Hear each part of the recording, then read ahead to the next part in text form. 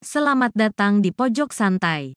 Sebelum Anda mendengarkan audiobook ini, kami menginformasikan bahwa channel ini adalah review audio dari buku yang ada di Indonesia. Untuk membaca keseluruhan buku ini, kami menyarankan membeli buku aslinya di toko buku kesayangan Anda, baik offline maupun online. Keberadaan channel ini dimaksudkan untuk membantu Anda mendapatkan pengetahuan dari buku-buku kesayangan Anda. Jangan lupa untuk subscribe, like, dan komen.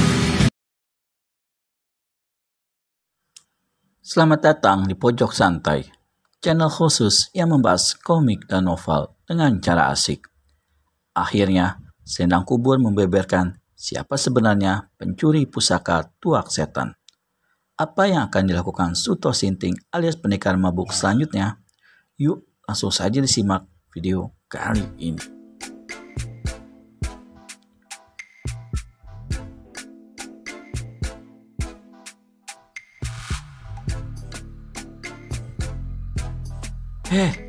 Mengapa kau ledakan perahu itu? Seru Suto. Biar dia tidak bisa lari ke pulau hantu, jawab Selendang Kubur. Dia kan bisa pakai ilmu peringan tubuhnya untuk menyeberangi lautan ini. Tak mungkin bisa. Buktinya, dia siapkan perahu. Itu artinya dia tak bisa menyeberangi lautan dengan mengadakan ilmu peringan tubuhnya. Ya, bisa juga dia buat lagi. Kita berangkat, Suto? Boleh saja, kata Suto dengan mata sedikit merah. Mereka bersiap untuk meninggalkan pantai Karangsaru, tapi tiba-tiba terdengar suara orang berseru dari belakang mereka. Tunggu! Serta-merta mereka palingkan wajah. Selendang Kubur terperanjat melihat orang yang baru saja datang dan menahan langkahnya. Dewi? Desis Selendang Kubur dengan perasaan tak suka. Oh iya, dia yang bernama Dewi Murka. Aku ingat, kata Suto sambil cengar-cengir karena mabuk. Untuk apa kau menahanku, Dewi? Dan untuk apa kau datang kemari menemui kami? Suara Selendang Kubur bernada ketus. Jangan ikut campur urusan orang lain, Selendang Kubur. Suto punya urusan sendiri, dan kau juga punya urusan sendiri. Apa hakmu melarangku? Aku telah diangkat resmi menjadi wakil guru. Tugasku kemari untuk menjemputmu. Kau dipanggil oleh Nyai Guru, Selendang Kubur. Selendang Kubur bingung sejenak. Ia membatin. Hah? Apa benar guru memanggilku? Apa benar Dewi diangkat menjadi wakil guru secara resmi? Jangan-jangan dia hanya ingin mengelabuiku supaya aku meninggalkan Suto, dan dia sendiri akan menggantikan kedudukanku di samping Suto. Terdengar Dewi Murka keluarkan perintah tegas. Cepat pulang sekarang juga, Selendang Kubur. Bagaimana dengan dirimu sendiri? Aku akan ke tempat lain karena ada tugas dari guru. Selendang Kubur senyumkan senyum dingin. Tadi kau bilang mau menjemputku. Itu berarti kau dan aku pulang bersama.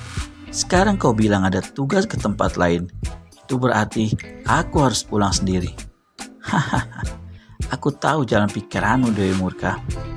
Kau ingin menggantikan diriku sebagai pendamping Suto. Jaga bicaramu dengan wakil guru, Selendang Kubur. Persetan dengan kedudukanmu sekarang. Kurasa kedudukan itu pun palsu adanya Dewi. Kau harus segera pulang. Guru memanggilmu, sentak Dewi Murka.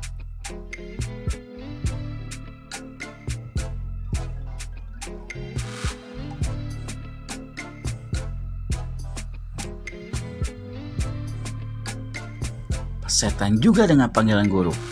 Lalu Selendang Kubur menarik tangan Suto sambil berkata, Sudah, jangan hiraukan dia, Suto. Kita harus berangkat sekarang juga. Larasati, seru Dewi Murka memanggil nama asli Selendang Kubur. Ia melangkah beberapa tindak. Jangan memaksa diriku berlaku kasar padamu, Larasati. Selendang Kubur terpancing kemarahannya dan membalikkan badan, serta memisahkan diri dari Suto. Ia melesat lompat ke tempat yang datar dan bersuara lantang. Truk. Dewi, apa maumu sebenarnya? Menyuruhmu pulang.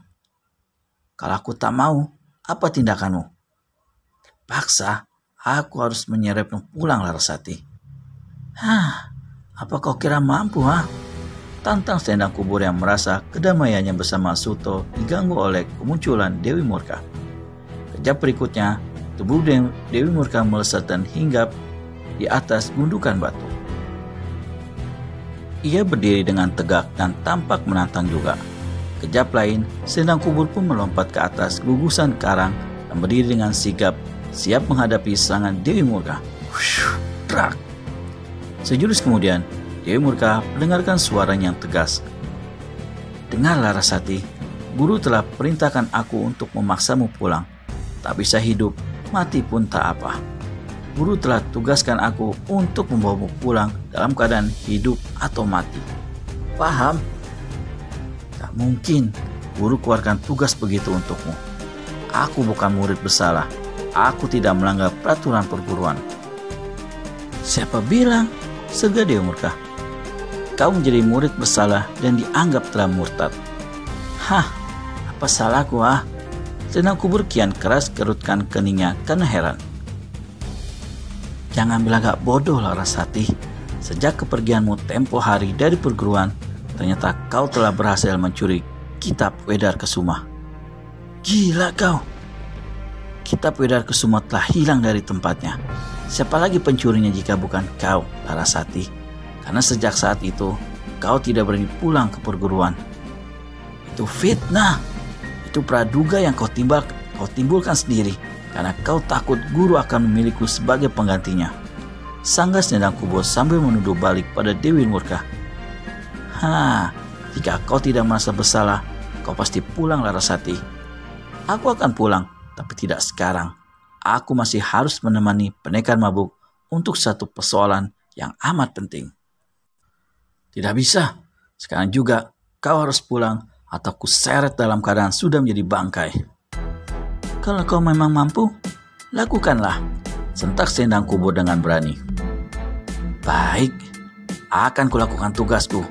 Geram Dewi Murka. Rupanya ia tidak main-main dan bukan sekedar menggertak. Terbukti ia segera mencabut trisulannya dari pinggang. Diam-diam Suto juga punya dugaan yang sama dengan kata hati selendang kubur tadi. Tak mungkin Dewi Murka dapat tugas dari guru untuk menyuruh selendang kubur pulang. Kudengar, tadi dia mau pergi ke tempat lain.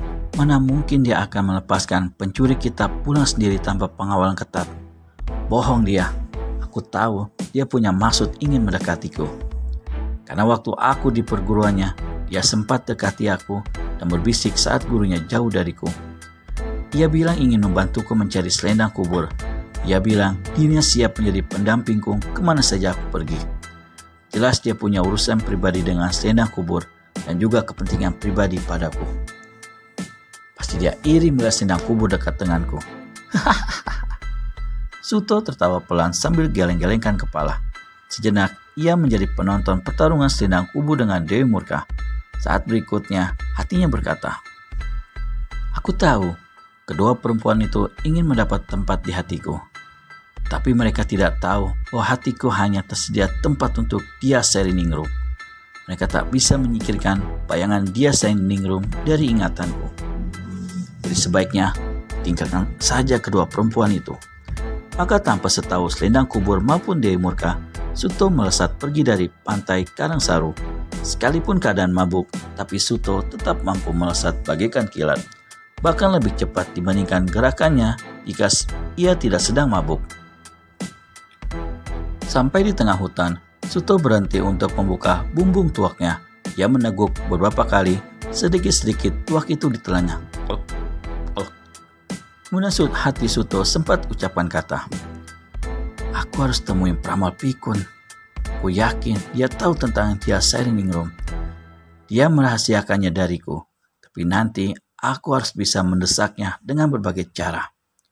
Tapi tiba-tiba hatinya diguncang kebimbangan.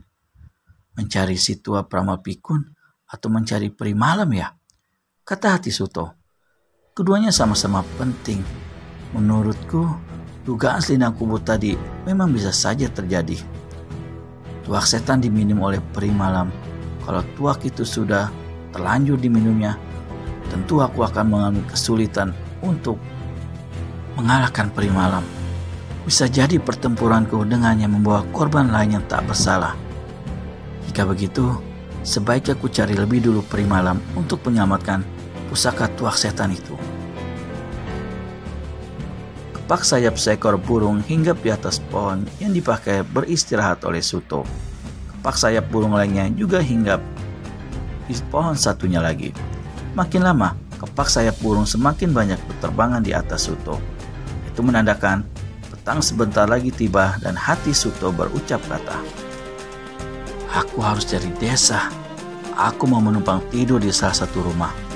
Kebetulan tuakku pun mulai menipis. Aku harus cari kedai untuk menambah tuak di bumbungku." Bagaimana kelanjutan petualangan Suto Sinting alias pendekar mabuk dalam mencari peri malam? Temukan jawabannya hanya di channel Pojok Santai. Segera subscribe dan tekan tombol lonceng untuk mendapat notifikasi video terbaru dari kami. Terima kasih dan sampai bertemu kembali.